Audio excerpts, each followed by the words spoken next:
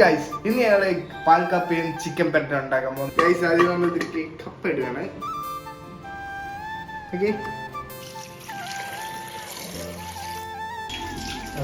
ഇത് വെന്തുടച്ചതാണ് കേട്ടോ. എനിക്ക് കുറച്ച് ഉപ്പിടുന്നുണ്ട് കേട്ടോ. ഉള്ളിയും പച്ചമുളകൊക്കെ ചതച്ചിട്ടുള്ള ചേർക്കുകയാണ്. നമ്മൾ മെയിൻ ആയിട്ടുള്ള സാധനമാണ് തേങ്ങാപ്പാൽ. ഒഴിച്ചു കൊടുക്കണം. എന്നിട്ട്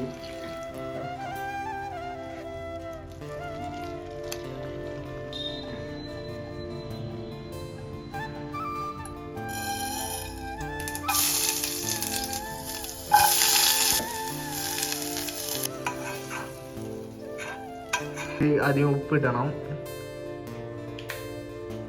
മഞ്ഞപ്പൊടി, മുളക് പൊടി, ഇത് മിക്സ് ചെയ്യണം കേട്ടോ.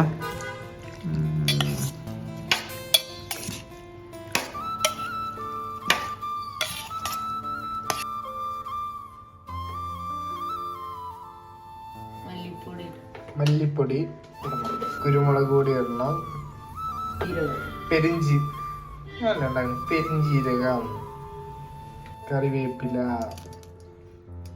ഒന്ന് ചൂടാക്കിയിട്ട് അരച്ചെടുക്കാണ്ട് കേട്ടോ. ഒന്ന് ഒഴിക്കണം കേട്ടോ.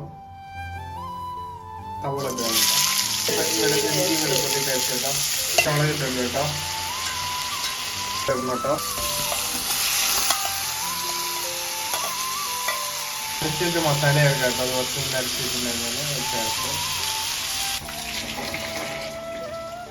മസാല ഇട്ടുണ്ട് കേട്ടോ. ഇതിലേക്ക് കറിവേപ്പില ഇടാം കേട്ടോ. മസാല റെഡി.